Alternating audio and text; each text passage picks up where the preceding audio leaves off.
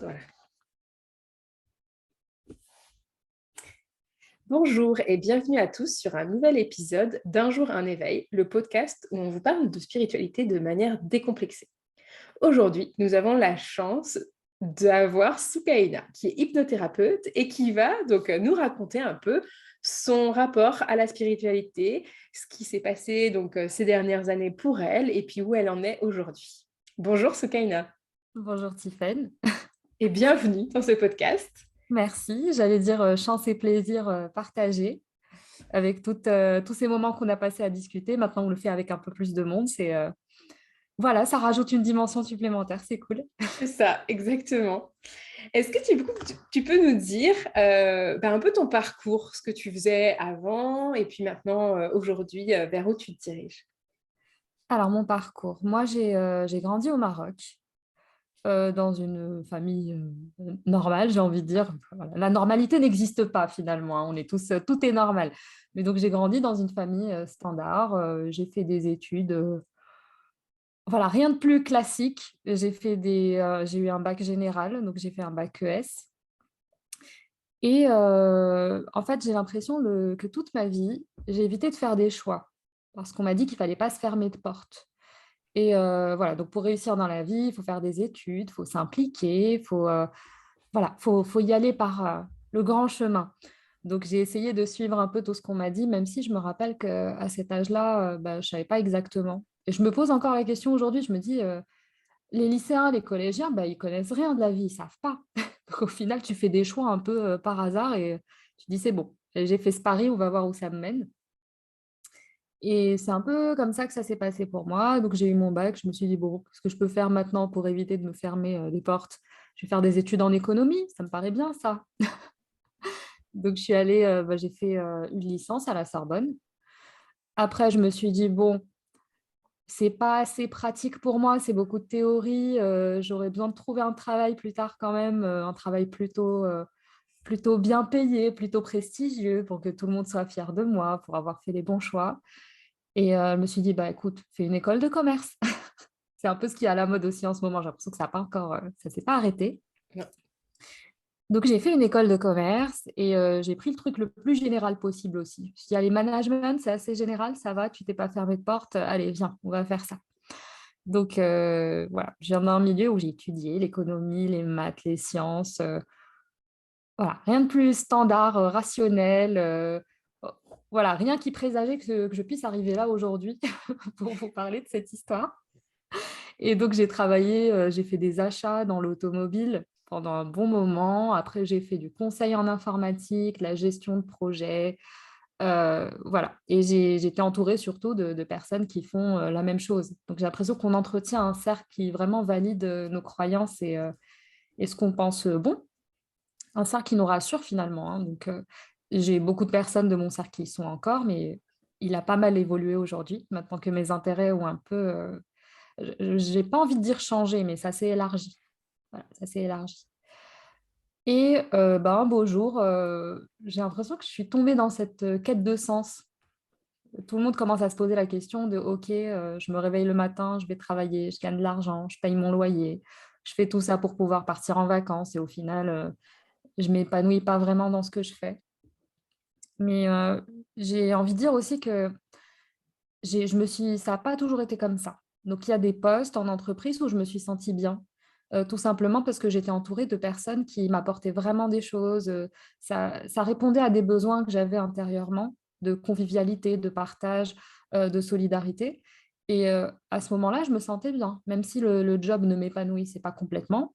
J'étais heureuse. Je me rappelle que le matin, quand je descendais du bus pour aller au bureau, je regardais, je voulais marcher. Je descendais quelques stations en avance pour marcher un petit peu.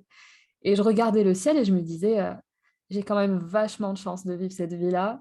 Je suis heureuse d'aller là où je vais aller. Je vais être heureuse de boire un café avec mes collègues. Et ça, quand même, c'est génial. Voilà. Donc ça, c'était une grosse partie de ma vie. Et après, j'ai décidé de changer d'entreprise. Je me suis dit, bon, bah, voilà, là, tu peux aller plus loin. Pourquoi tu ne le ferais pas? Tu peux évoluer plus, tu peux gagner plus d'argent, tu peux pousser encore un peu plus loin. Donc, fais-le. Je l'ai fait. Je ne dirais pas que c'était une erreur, je dirais que c'était une expérience, voilà. Parce que je me suis retrouvée dans un environnement complètement différent de ce que j'attendais. Je À l'époque, la gestion de la pression, je disais oui à tout, je voulais prouver quelque chose, j'ai l'impression, donc je me forçais beaucoup et j'ai fini par me sentir, comme, foncer dans un mur finalement et j'ai eu ce besoin absolu de faire pause, de me dire: «OK, j'arrête avant de m'abîmer vraiment» et heu et là, je suis rentrée en crise existentielle. Tout ce qu'il y a de plus classique, je pense qu'il y a beaucoup de gens qui sont passés par ça ici et je me suis dit, je suis vraiment rentrée dans: «C'est quoi le sens de la vie?» Il y a rien qui a de sens. Il faut savoir que j'ai grandi dans un milieu très religieux, donc où on était vraiment dans la religion, du Dieu qui punit, de il faut être bon dans la vie, il faut faire les bonnes choses, limite, il faut dire aux gens ce qu'il faut faire parce que c'est nous qui détenons, la bonne définition du bon, de ce qui est bon, voilà, sur terre et ça avait un côté réconfortant d'une certaine façon. Parce que moi, ça me terrifiait de me dire, je vis dans un monde qui a aucun sens. On est là par hasard et on va vivre et après on va mourir et après c'est terminé. Voilà, ça rentrait pas dans ma tête. Il y avait une sorte de blocage où je me disais, «Je comprends l'intérêt de rien» et donc le fait de se dire qu'on vient quand même de quelque part et qu'il y a un objectif à la vie, même si cet objectif me plaisait pas forcément et me parlait pas, c'était réconfortant pour moi et donc moi, j'avais que ces 2 options dans la tête. Je me disais soit le côté rationnel où tu te dis: «OK, on vient d'un énorme hasard, on est là et après on meurt et voilà, rien n'a de sens». Donc on peut être détaché de tout, d'une certaine façon, rien n'a d'importance. Ou de me dire: «OK, il y a un Dieu et ce Dieu-là, il nous juge et donc toute cette vie, c'est une expérience où on doit faire des choses bien et après, bah, on sera jugé et puis on vivra l'éternité, soit dans un endroit qui nous récompense, soit dans la douleur absolue». Donc maintenant avec le recul, je me dis, c'est 2 extrêmes et il y a plein de possibilités entre les 2, mais que je m'autorisais pas à explorer parce que je les voyais pas, c'était pas dans mon champ des possibles, ça existait pas dans ma réalité à moi. Tout ce qui est sorcellerie et cetera, je me dis: «Bah, c'est bien gentil, mais c'est pour les gens qui sont crédules, en fait. Moi, je suis intelligente. Moi, j'ai fait des études. Moi, je suis rationnelle. Voilà, moi, je suis pas comme ça. Je me laisse pas porter par, n'importe quel vent qui passe, donc j'ai besoin de remettre en question. Je pense que les gens te voient pas, Tiffany, moi, je te vois sourire. J'acquiesce beaucoup, j'acquiesce et je rigole beaucoup. Parce que je me retrouve beaucoup dans ce que tu me dis. C'est vrai qu'on a toujours ce truc. Non, mais pas moi, pas moi. Tout C'est à ça, fait. mais tu te dis presque, tu sais, on regarde tous les Ouais, documentaires sur les sectes, tout ça, bien et tu te sûr. dis moi, je me disais au début, il y a longtemps, je me disais: «Ces gens-là, ils sont bêtes». Mais après, tu commences à avoir un peu de compassion. Tu te dis: «Mais peut-être que ça s'est fait progressivement et qu'ils ne sont pas aperçus». Et après, tu dis: «Bah, je veux pas tomber dans ça, je veux pas me laisser emporter progressivement par un truc qui me veut pas du bien et bah, me retrouver à la télé avec des gens qui se En sont fait reportage. arnaquer». Ouais. Voilà. Donc voilà, je suis tombée dans ce questionnement. Je me disais, «Est-ce qu'il y a d'autres possibilités? Pourquoi on est là sur terre? Ça sert à quoi?» Et j'avais besoin de mettre ça au clair pour, me décider de comment poursuivre ma vie après. Parce que je voyais pas, voilà, j'avais besoin de comprendre la vie pour donner un sens à la mienne, d'une certaine façon et lui donner une direction. Hem, donc je suis allée regarder évidemment, hein, on fait des recherches, des vidéos sur YouTube, et je me suis dit: «J'ai besoin de me connaître. J'ai besoin de me connaître moi et de comprendre ce qui se passe autour de moi avant de choisir mon futur métier qui sera presque une formalité». Et je me suis jetée à corps perdu dans tout ce qui est introspection, développement personnel. J'ai fait, comment on appelle ça? Pour l'astrologie, T'as mon fait- ta charte d'astrologie? oui, c'est ça, c'est Ok. un autre nom, mais Oui, j'arrive pas à trouver, ouais. voilà. Mon thème astral, Thème yes, mon thème astral, ouais, astral. tout à fait. Parce que moi, je suis du design humain et du coup, c'est des chartes, tout à fait. Mais en astrologie, c'est ça, c'est le thème astral. Voilà. Bah, j'ai fait aussi la charte, Oui, du design humain. J'ai pris des rendez-vous avec toutes sortes de thérapeutes dans tous les sens. Parce que je me disais, la démarche scientifique, c'est pas que partir de la théorie, en fait. Ouais. C'est aussi, des fois, observer l'expérience et après essayer de l'expliquer de notre propre façon. Avec la pratique, tout à fait, ouais. Exactement. Donc, je me suis dit, en fait, juste regarder des choses de l'extérieur et me dire, c'est débile, ça marche pas. Voilà. Je pense Oui, qu'aucun scientifique pourra se vanter d'avoir cette démarche-là. Donc, je me disais, oh, écoute, teste, vois quel effet ça a sur toi. Et après, bah, tu verras si tu arrives à l'expliquer ou pas. L'explication, limite, à la fin, elle n'est pas importante. Et moi, c'est ce que je dis aujourd'hui aux gens qui viennent me voir. Des fois, ils me disent, oui, je ne sais pas si c'est de l'effet placebo ou autre. Et je leur dis, honnêtement, ça n'a aucune importance. Tant que ça t'a fait du bien, tant que le résultat est là, que ça soit dans ta tête, dans la mienne, vrai, pas vrai, selon ta définition, ça n'a aucune importance parce qu'au final, tu te sens mieux. Et c'est ça qui est vraiment important.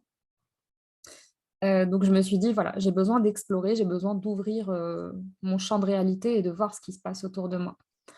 Et je me rappelle, je suis allée voir un magnétiseur pour la première fois. J'ai trouvé un magnétiseur sur Google. Voilà, c'est ça que j'allais dire. Est-ce que c'était des gens qu'on te recommandait ou comment tu trouvais ces personnes-là? Alors, bah, j'avais personne dans mon entourage qui pouvait me recommander des choses, Ok. tout simplement. Donc, je me suis dit, bah, je vais. Et je pense que je l'assumais pas trop aussi à ce moment-là. J'avais pas envie d'en parler autour de moi.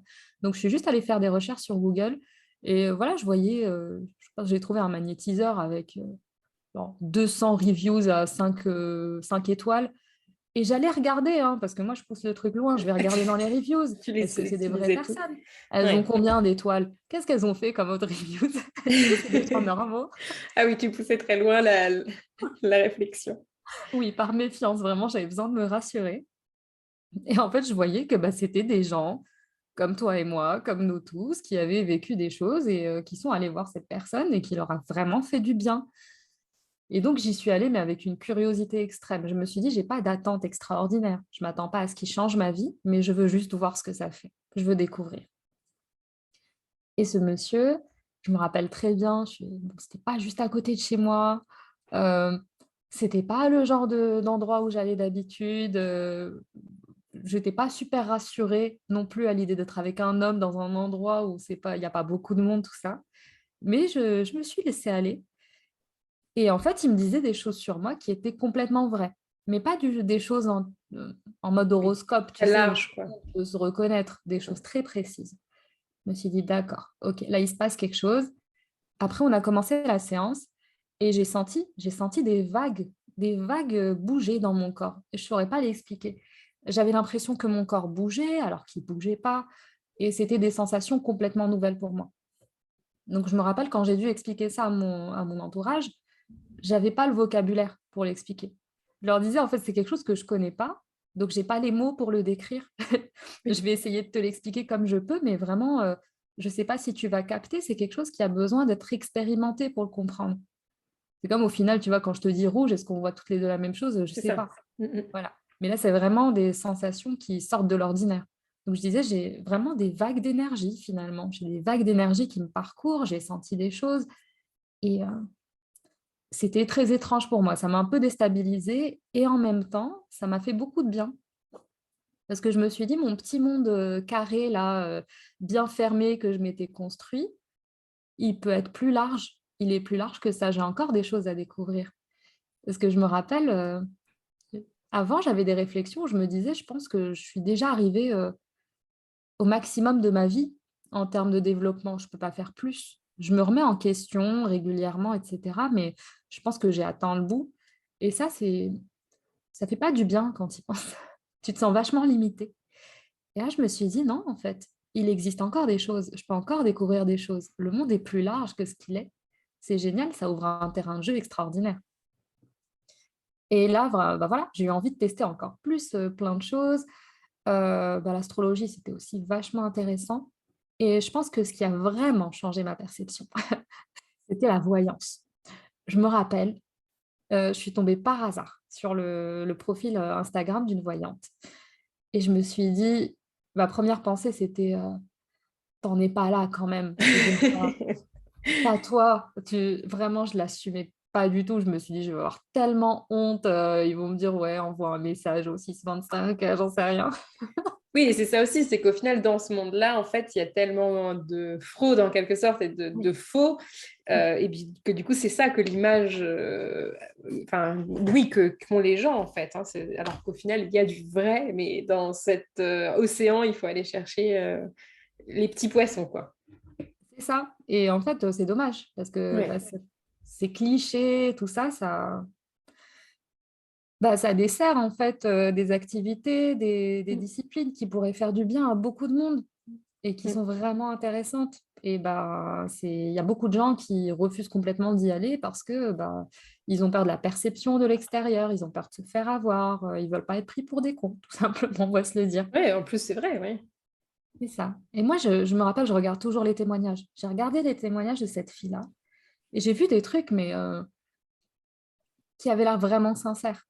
Et il y en avait beaucoup. Je me suis dit quand même, si elle les a fait elle-même, c'est qu'elle a perdu beaucoup de temps. Beaucoup, beaucoup de temps. Je pense qu'elle n'a pas le temps de faire ça. Ça serait même pas rentable pour elle. Et je me suis dit, tu sais quoi? Prends rendez-vous. Prends rendez-vous. Au pire, ça ne te plaira pas. Qu'est-ce qui va se passer? Ça ne te plaira pas, bah, tu auras essayé et puis c'est tout. Tu passes à autre chose. Donc, j'ai pris rendez-vous. Et même en termes d'argent, je me suis dit, bon, allez, 80 € pour une expérience qui va me permettre d'avancer sur ma conception des choses, ça va. Dans tous les cas, j'apprendrai quelque chose. Voilà. Et donc, elle commence, euh, je me rappelle, je l'ai eu au téléphone, donc c'était pas en visio déjà. Et elle m'a dit, je veux rien savoir, je veux juste la date de naissance et ton prénom. Et elle m'a dit, je ne vais pas te demander de parler, je veux rien savoir maintenant. Moi, je vais te dire des choses. Ça ne va pas t'apprendre grand-chose. Ça va être du présent, passé, proche, juste pour valider que c'est toi. Et après, on va attaquer sur la séance. Elle m'a dit, toi, tu me diras juste après si c'est bon, si ça te parle ou pas.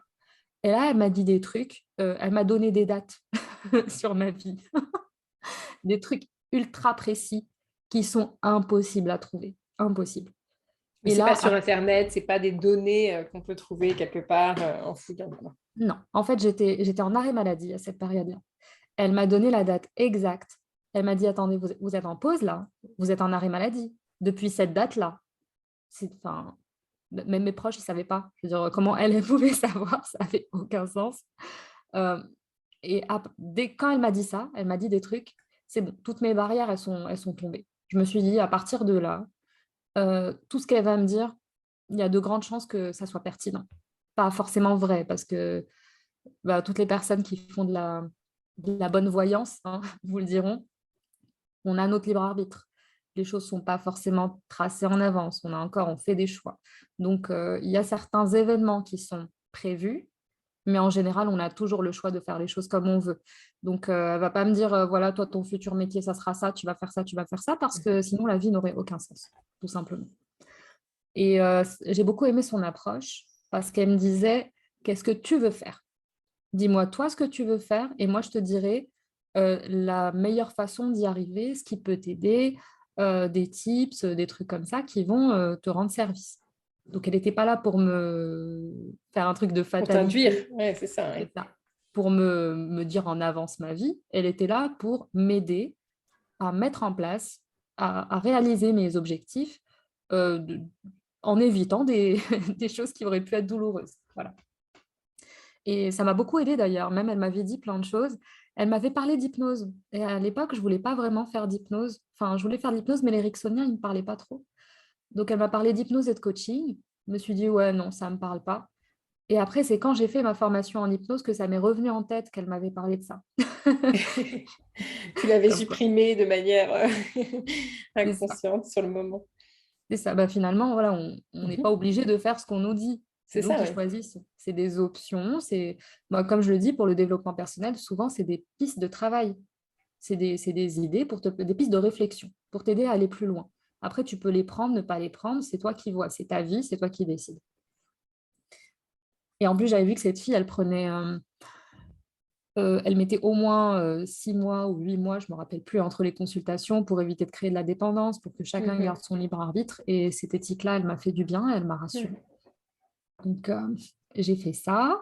Et j'ai fait aussi du Theta Healing. Donc, Theta Healing en Voilà. anglais. Parce que moi, j'ai eu du mal au début, je ne comprenais pas de Healing. quoi on parlait.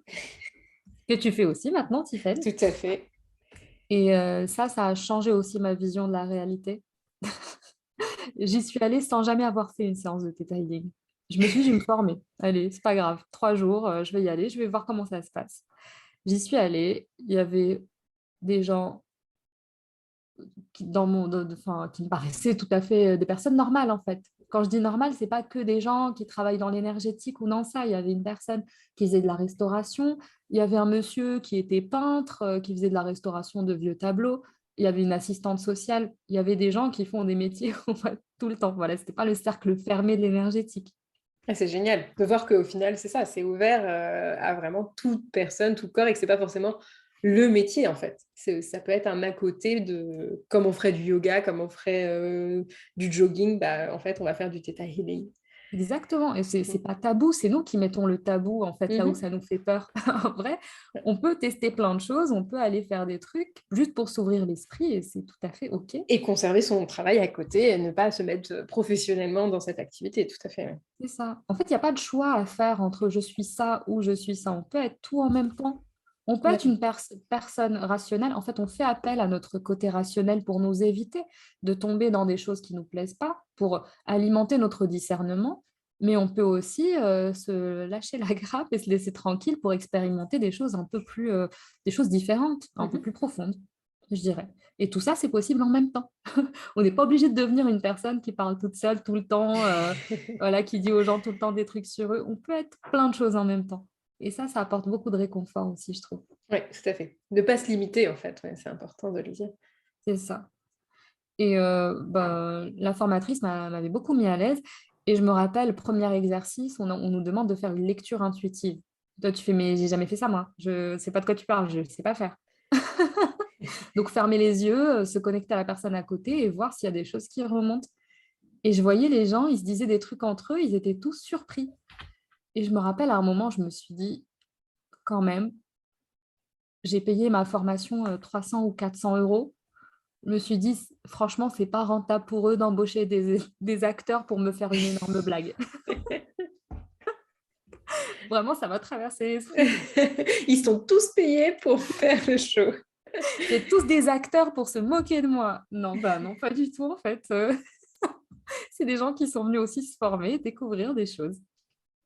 C'était intéressant. Et même moi, j'ai dit un truc à une fille, je lui ai dit, j'ai ressenti, mais comme un truc au niveau de la racine du nez, comme si on m'avait donné un coup et quelque chose au niveau de la cage thoracique, je ne sais pas expliquer. Elle me dit, ben, je suis asthmatique et là, je viens d'appeler mon médecin parce que j'ai le problème de végétation au niveau du nez et que je vais devoir faire une opération. Et je la regardais, je disais, mais genre vraiment, vraiment, tu dis pas ça pour me faire plaisir, c'est vrai. D'accord, ok. Et ça m'a permis de beaucoup ouvrir mes perceptions et baisser encore un peu plus tout ce mur que je m'étais construit pour éviter de me faire avoir finalement. J'avais juste peur de tomber dans de la malhonnêteté ou quelque chose comme ça. Mais tout en ayant envie de découvrir et toute ma curiosité qui me démangeait. Et c'était incroyable. Moi, j'ai passé 3 jours incroyables, mais qui aussi ont fait remonter beaucoup, beaucoup de peur en moi, beaucoup de conditionnements sur lesquels j'ai dû travailler avant de revenir en formation.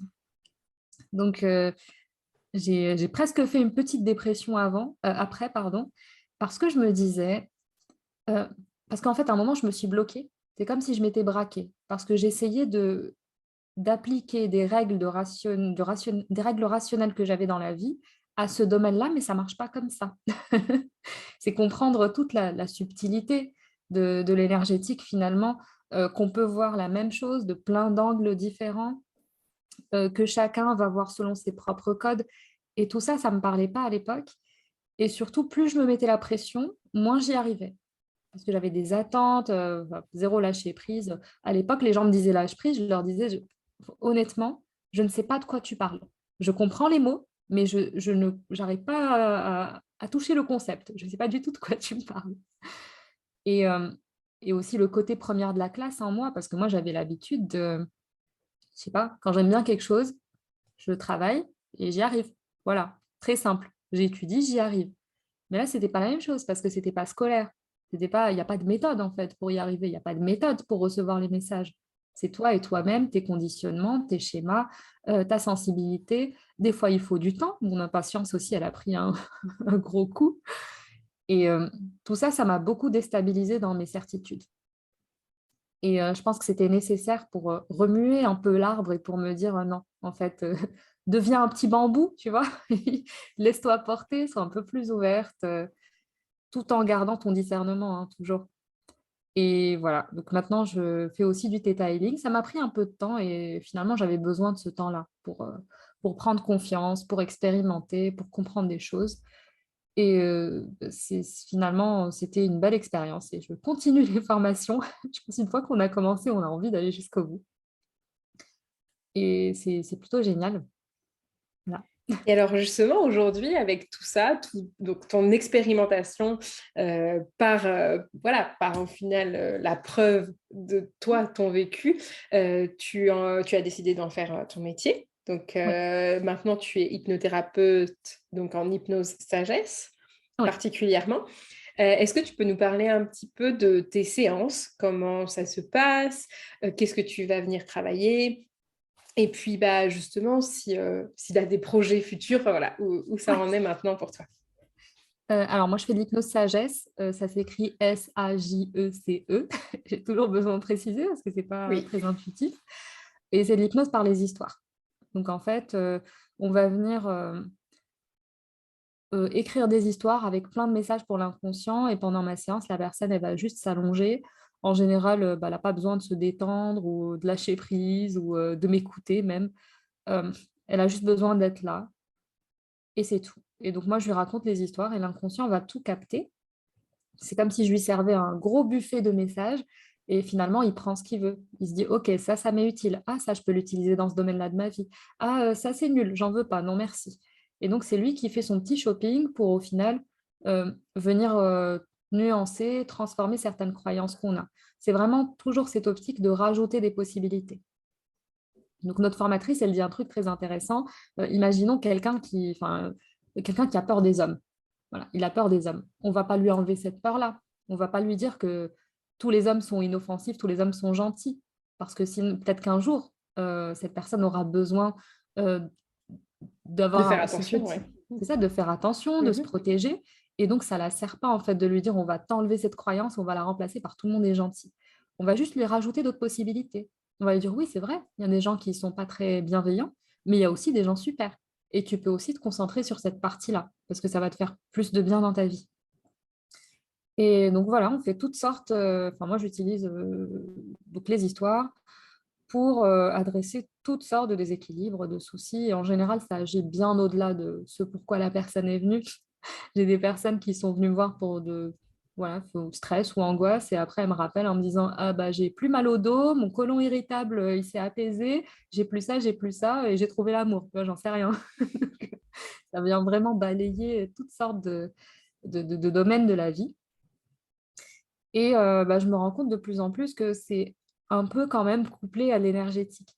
Moi, j'ai choisi l'hypnose à l'époque parce que je me rappelle, une fille m'avait tiré les cartes, elle m'avait dit cette phrase qui était très juste. Elle m'a dit, l'hypnose pour toi, c'est un mélange entre le cœur et le cerveau. Donc l'hypnose, c'est utilisé dans les hôpitaux. C'est quand même de plus en plus accepté partout. Ça existe depuis très longtemps. Puis surtout, J'ai un- l'hypnose érectionnienne, en fait, en tant que telle, elle n'est pas du tout énergétique, elle est très scientifique et on peut l'expliquer, c'est vraiment juste rationnel, quoi. Donc, la base, Exactement. l'hypnose que les gens connaissent le plus. C'est ça, c'est très terre à terre et Mm. donc les gens sont rassurés quand ils viennent le faire. Et même moi, ça me rassurait d'avoir ce côté-là par terre et enfin, Mhm. ancré dans la terre et de ne pas être complètement spirituel. Mais finalement, c'est un mélange entre les deux qui se fait. Même si on ne le perçoit pas, Ouais. il est là. Voilà. Et même moi, ça m'a pris un petit peu de temps pour réaliser que oui, il était là, même si moi, je ne le percevais pas. Donc, donc je fais enfin, pour préparer mes séances, par exemple, en général, je prends un bout de papier et je vois ce qui me vient par rapport à la personne, par rapport à cette thématique du moment. Parce que quand la personne va venir t'expliquer pourquoi elle est venue, c'est son conscient qui parle. Et des fois, la raison, elle n'est pas du tout là. Donc, je lui demande en général juste qu'est-ce qui l'embête et comment elle a envie de se sentir après. Le pont, c'est moi qui vais le faire. Donc, je vais aller chercher les bons messages. Des fois, je tire des cartes pour voir quels messages me viennent, qu'est-ce qui pourrait faire du bien à la personne qui vient me voir. Et aussi, pendant la séance, je le ressens quand même. Je le ressens vachement et de plus en plus, je sais quand on a mis le doigt sur quelque chose d'important. Je le sais. Et je vérifie toujours à la fin si c'est OK, s'il y a besoin d'un message en plus avec mes cartes. Et ça me permet aussi d'avoir un fil directeur. Et donc, ça, ce qui est chouette, c'est que ça parle à tout le monde. Ça parle aux gens qui ont juste un souci et qui viennent utiliser une méthode en plus qui les rassure sans être totalement perchés. Et aux personnes qui ont envie d'avoir ce mélange-là. Donc, j'ai plein de clientes qui sont énergéticiennes ou qui sont tarologues, qui font des métiers comme ça, tout comme des gens qui sont consultants, des médecins, des gens qui travaillent dans la finance. Et c'est ça qui est génial pour moi, c'est que chacun va y trouver son compte finalement. Et au final, ça te ressemble bien. Enfin, le Exactement, mélange que tu as, au final. exactement. C'est ça qui me fait du bien, c'est de Mhm. garder ce pied sur terre tout en ayant la tête dans les étoiles. Et Ouais, j'ai trouvé mon équilibre comme ça. trop bien. Et alors, si tu avais un petit conseil pour terminer que tu aimerais donner à quelqu'un qui potentiellement passe par un éveil, voilà, qui se questionne en tout cas par rapport à tout ça, est-ce que tu as un conseil, un livre, une référence que tu aimerais partager? Ah, j'ai lu tellement de livres, je crois que je m'en rappellerai même plus. Ah ben, d'ailleurs, si je pouvais parler d'un livre, ça serait Conversation avec Dieu, qui D'accord. a changé ma vie, qui n'est pas du tout un livre religieux. Je me rappelle que je suis tombée dessus parce que je faisais des recherches sur l'hypnose Mhm. et qu'il y avait un article qui disait que ce livre-là, il a été écrit sous hypnose. Mhm. En réalité, c'était de l'écriture intuitive, voilà, ou automatique, je ne sais pas dire, mais en fait, l'auteur posait des questions et les réponses lui venaient par l'écriture. Et c'est comme s'il s'adressait à Dieu sous une forme ou une autre, le créateur, l'énergie créatrice, je ne sais pas, mais il s'adressait à une entité qui représente Dieu. Et ça m'a permis de vraiment d'élargir ma réflexion. Et si je devais donner un conseil aux gens, c'est vraiment, peut-être que vous ne vous rendez pas compte aujourd'hui, mais tout est possible. Vraiment, tout est possible. Et le monde est beaucoup plus large qu'il n'y paraît. Et au final, que ça soit vrai ou faux, ça n'a aucune importance. Ce qui a de l'importance, c'est ce que ça nous apporte. Parce que la spiritualité, c'est très personnel. Et moi, je pense que c'est bien de croire en des choses qui nous font du bien. Pas essayer d'influencer les autres, pas essayer de changer leurs opinions. On n'est pas là pour se battre contre les gens, on est là pour faire une pratique qui nous fait du bien personnellement. C'est tout. Donc moi, quand il y a des gens qui viennent me dire je ne crois pas aux cartes, je leur dis OK, OK, super.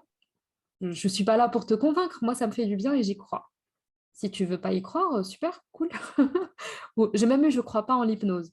Et ben c'est pareil. Si tu crois pas en l'hypnose, ok, ça marche. Peut-être qu'un jour tu y croiras, peut-être jamais, mais c'est pas la question. Donc c'est vraiment ce côté, le monde est très large, tout est possible et autorisez-vous à explorer. Vraiment, il y a pas de risque à explorer en fait. C'est juste de la curiosité, des fois de la curiosité intellectuelle, des émotions aussi. C'est se permettre à explorer le monde, pas uniquement géographiquement. Moi, je suis une grande adepte de voyage, mais je pense qu'on peut explorer plein de choses, Tout à de fait. nouvelles informations, de nouvelles pratiques, de nouvelles disciplines, rencontrer de nouvelles personnes. Et pour moi, ça fait partie de ça aussi. C'est s'autoriser à essayer des pratiques qui nous appellent. Si ça ne vous appelle pas, ne faites pas, hein. Oui, c'est ça, il ne faut pas se forcer en fait. C'est juste C'est si ça. jamais, se laisser la porte ouverte et. S'écouter et explorer. Ça, c'est mon conseil à moi. Mhm. Et si vous sentez que ça ne vous parle pas, n'y allez pas. Vraiment pas. C'est ça, ne pas forcer. Des fois, c'est les peurs qui parlent, des fois, c'est l'intuition. Mais dans le doute, attendez de vous sentir prêt. C'est bien aussi. Ouais.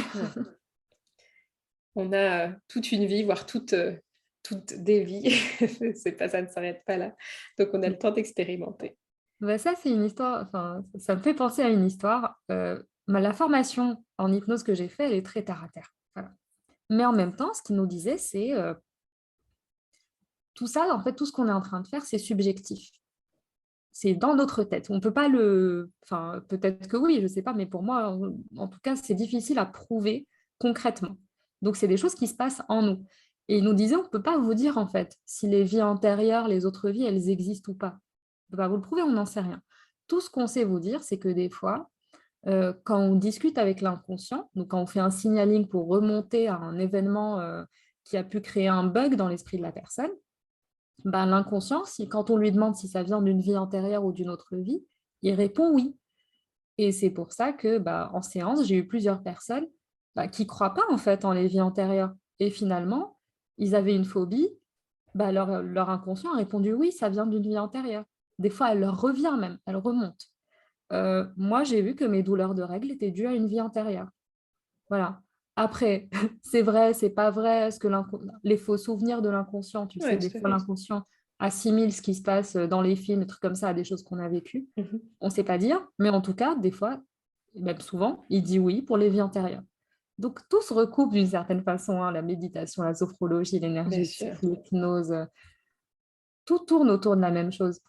Et là, Ben, c'est ça. Et puis c'est passionnant parce qu'une fois qu'on plonge dedans, ça n'a pas de fin, comme tu dis. Voilà, c'est sans fin. Et donc, voilà, on peut aller dans toutes les directions. Voilà, après, même dans chaque, c'est ce que je dis à chaque fois, mais dans chaque culture, en fait, on va l'expérimenter, l'expliquer d'une manière différente. Mais au final, l'origine, la source, on sent qu'il y a quelque chose qui est similaire, enfin, qui est la même chose, mais pas expliqué de la même manière, pas canalisé de la même manière. Pas, voilà. Donc, c'est quand même exactement. étonnant de retrouver dans chaque, à chaque fois ces similitudes de manière éparpillée dans le monde et à travers les cultures, à travers les âges aussi.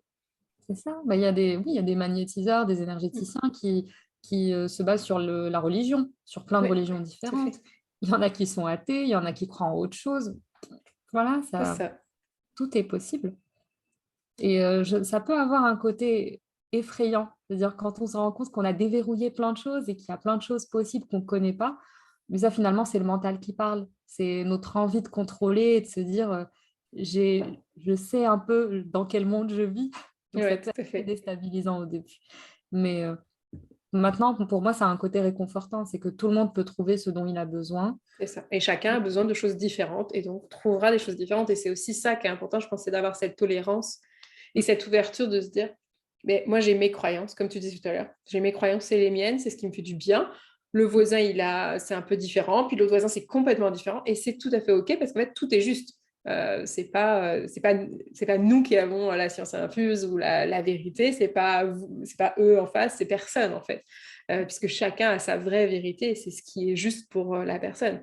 Je pense que c'est très important de dire que, en tout cas, il ne faut pas rentrer dans un extrémiste de se dire c'est comme ça, il faut diriger les gens vers ça, etc. Comme tu disais justement au début par rapport à la religion, à certaines religions qui peuvent avoir cette volonté-là d'être dans le sauvetage et dans l'application des règles, alors que là, c'est beaucoup plus une religion. C'est même pas une religion, justement, c'est une spiritualité qui est en fait bienveillante de chacun. Chacun a sa spiritualité à lui propre et par rapport à son parcours et ses histoires. Et ça, c'est une clé fondamentale de se Mm. dire que, en fait, cette approche de la vérité et du bien et du mal, ça Oui, aussi, tout à ça a fait fait. basculer un truc dans ma tête où je me suis dit, bah, ok, en fait, le bien et le mal n'existent pas d'une C'est ça, certaine pas de façon. dualité. Ouais. Et ça, c'était dans le livre Conversation avec Dieu où il Mhm. disait, ben, si tu tues quelqu'un, c'est bien ou c'est mal? Tu as envie de dire c'est mal. Et ok, mais une femme battue, enfin, son mari l'a battue, il a tué ses enfants, j'en sais rien, et elle a fini par le tuer par défense. C'est bien ou c'est mal? Ça reste un meurtre, hein. Voilà. Et en fait, il y a tellement de nuances, de circonstances, de variables que c'est impossible de juger de façon binaire, ça c'est bien, ça c'est mal. Et tu finis par vraiment te perdre dans la vie quand tu te dis j'ai besoin de faire ce qui est bien parce que le bien est relatif. Ce que tu penses bien aujourd'hui, tu penseras peut-être que c'est mal plus tard. Complètement. Peut-être que dans des circonstances différentes, ouais, c'est impossible. En fait, on s'explose le cerveau à essayer d'être le juge du bien et du mal C'est ça. et de la vérité. Et moi, ça m'a apporté beaucoup d'apaisement aussi sur mon rapport aux autres. Par exemple, bah maintenant, des gens qui croient, qui sont religieux, bah, je ne vais pas essayer de me dire c'est bien ou c'est mal. Je me dis c'est leur croyance. Et même s'ils essaient de leur façon de m'imposer des choses, je vais me dire en fait, ils le font d'une bonne intention parce qu'ils essaient de faire ce qu'ils pensent bon, ce qu'ils jugent bon pour eux. C'est ça. Dans leurs valeurs et dans leur système de référence, c'est quelque chose de positif, de bon, de bienveillance. En fait. Donc, en fait, ça part d'une bonne intention. Tout à C'est fait. ça. Ça apporte de la distance. On n'est pas un paillasson, hein, on précise, on n'est pas Ouais. obligé de se On met ses laisser. limites et bien sûr.